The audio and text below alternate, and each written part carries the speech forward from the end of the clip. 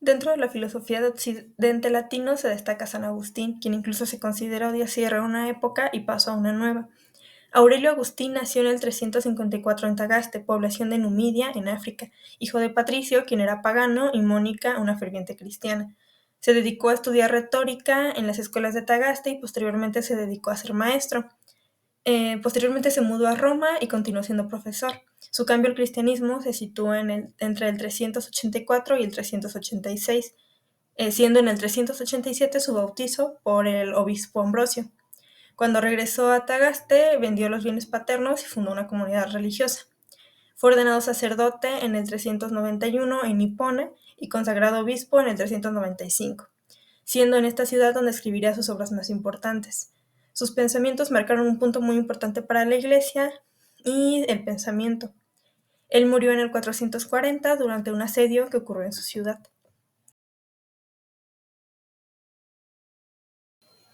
Considero que un aspecto importante para la biografía de San Agustín es entender el contexto histórico.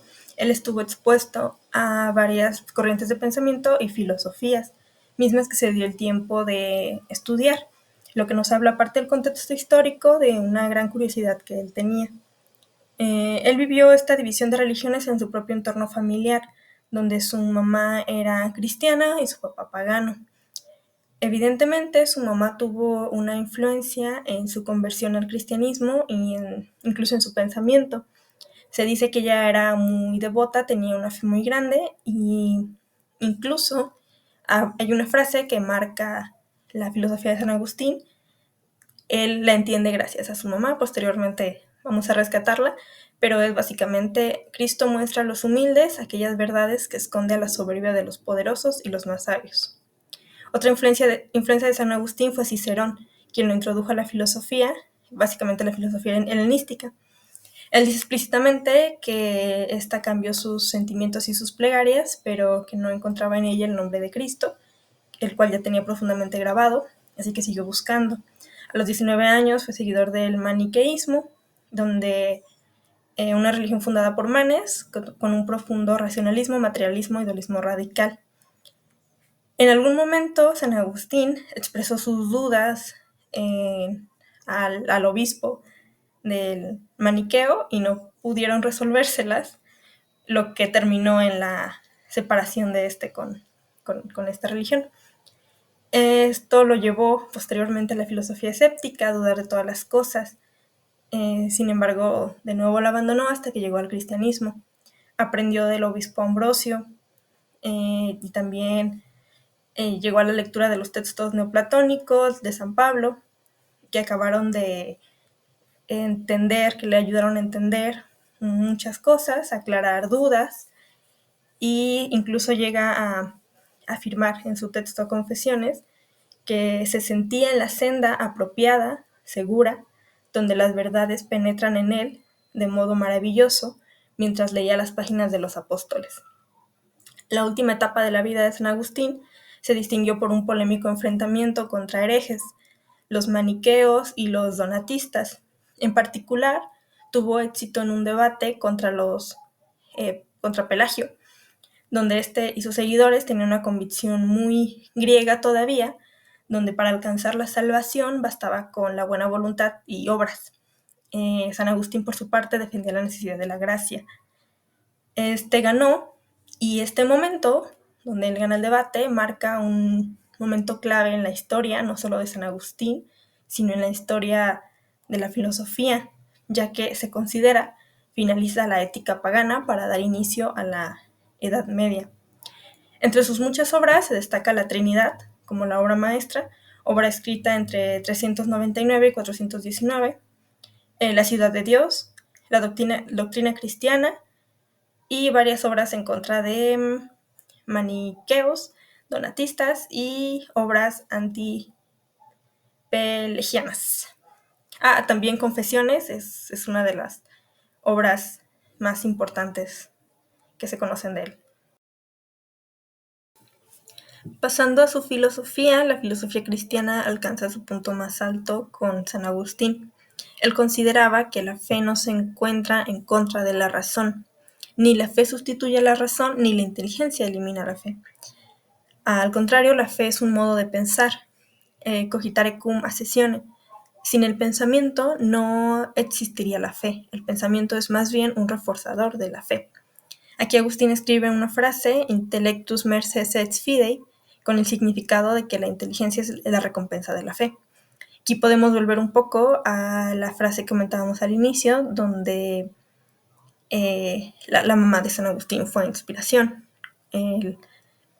Y bueno, también comenta que esta autoridad divina, exige la fe y a su vez proporciona la razón al hombre. Entonces, el ser humano se encuentra hacia el conocimiento por el peso en parte de la autoridad y en parte de la razón. Y la inteligencia solo puede alcanzarse por verdades últimas, es decir, la revelación divina, donde la metáfora es atravesar el mar de la vida con la cruz de Cristo, confiándose en una revelación divina. De nuevo, aquí podemos volver a la frase que comentábamos.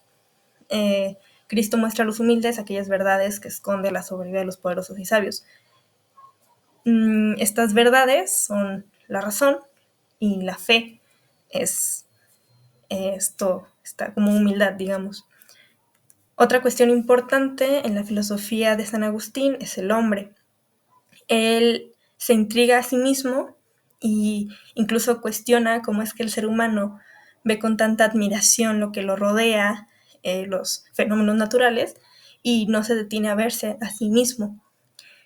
San Agustín responde a esta cuestión desde la filosofía platónica, donde el alma usa el cuerpo, e incluso desde esta perspectiva están aquellos que no ven valor en el cuerpo, pero San Agustín no se encuentra convencido de esto, debido a que lo ve desde la perspectiva de la creación y además desde la resurrección de Cristo.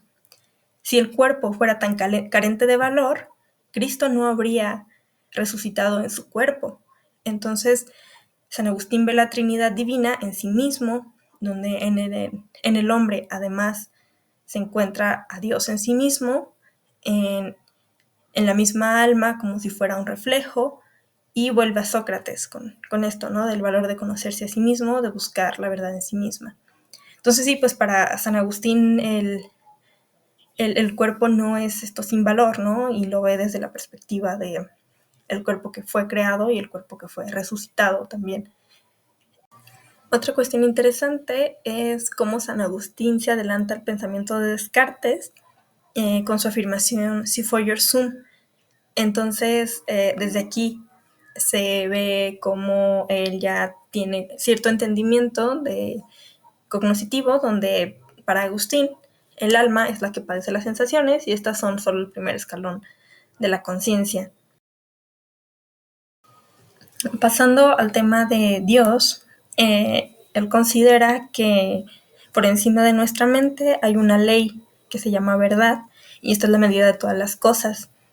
Se destaca en San Agustín una diferencia de cómo contempla a Dios con Aristóteles, ya que San Agustín ve en él una felicidad, es un Dios a quien ama y a quien dedica escritos que van más allá de lo lógico. Aunque sí comparte algunas cosas con la metafísica, como denominar a Dios el sumo ser, suma esencia y creador de la nada. Considera que Dios es el único que puede ser llamado esencia. Lo describe como inmutable y resalta que él mismo se dice yo soy el que soy. Otro punto que se habla es la Trinidad, que destaca es sustancial y no accidental, esto debido a la naturaleza inmutable divina. Esta Trinidad a su vez es una sola cosa, perfectas e iguales. Y bueno, el conocimiento de Dios se obtiene a través del alma. Respecto al punto que mencionamos de creación de la nada, creador de la nada, hasta el momento San Agustín es quien más se acerca a definir este concepto. Platón ya lo había tocado en algún momento con el demiurgo, pero es San Agustín quien le da mayor sentido, donde, él explica, existen 3 formas de realidad procedente de otra. Una es por generación, otra es por fabricación y la tercera por creación de la nada. En esta última, la diferencia radica en que no se engendra de su propia composición, como, bueno, en las primeras dos sí, en creación de la nada no. Por ejemplo, el ejemplo que se pone es la tierra que genera el trigo, y bueno, esto no es crear de la nada. Y se destaca que cuando Dios crea el mundo, también crea el tiempo. Aquí se observa esta filosofía de relacionar el movimiento y el tiempo. Pasando a la explicación del mal, para San Agustín, explicar el mal se basa en los neoplatónicos, donde el mal es una ausencia. Sin embargo, él posteriormente crea tres formas, tres causas del mal. Una es la metafísica ontológica, otra es la moral, donde entra el pecado, y que se asocia con la soberbia y con la desviación de la voluntad. Y bueno, el tercero es el físico, que es los males del cuerpo, ¿no? Como las enfermedades. Y bueno, considero que este es un punto importante, vamos a hablar de él un poco más adelante. Y bueno, el último punto de esta filosofía es que para San Agustín considera que la esencia del hombre es amar. Esto se ve desde Sócrates. Sócrates dice que la esencia, la virtud, está en el conocimiento, pero San Agustín la ve en el amor. Pasando a los temas de la filosofía de San Agustín que considero son relevantes en la actualidad, yo considero que hay varios puntos en los que la filosofía de San Agustín podría sernos de utilidad en la actualidad. Sin embargo, destaco uno en particular y es su explicación sobre el mal. Como mencionaba, San Agustín explica el mal como la ausencia metafísica ontológica de bien. Y es que, bueno, Dios como creador de la nada es bueno y creó cosas buenas. Sin embargo, una de las explicaciones del mal es este libre albedrío donde sus criaturas se desvían de la buena voluntad. Yo considero que entender el mal e incluso hacer esta distinción de las tres causas del mal nos permitiría, en un contexto de violencia y de guerra que nos encontramos, actuar de una forma más efectiva.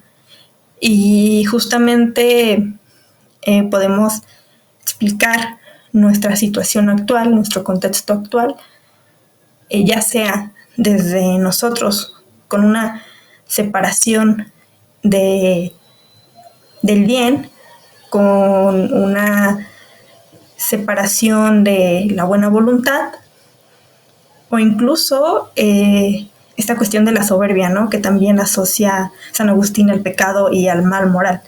La soberbia donde el ser humano actual cuenta con mucho poder, en el sentido de que tenemos justamente tenemos armas biológicas, armas físicas, armas nucleares, podemos jugar con la genética, podemos difundir muy fácil información. Todo esto se puede asociar a un poder, ¿no? Esta cuestión de la soberbia considero que es importante y justamente nos permitiría entender de dónde viene parte del mal al que nos enfrentamos en la actualidad. Incluso esta separación de lo que es el mal físico que le ocurre a las cosas materiales, entenderlo de una forma diferente al mal que nos afecta desde una cuestión más profunda.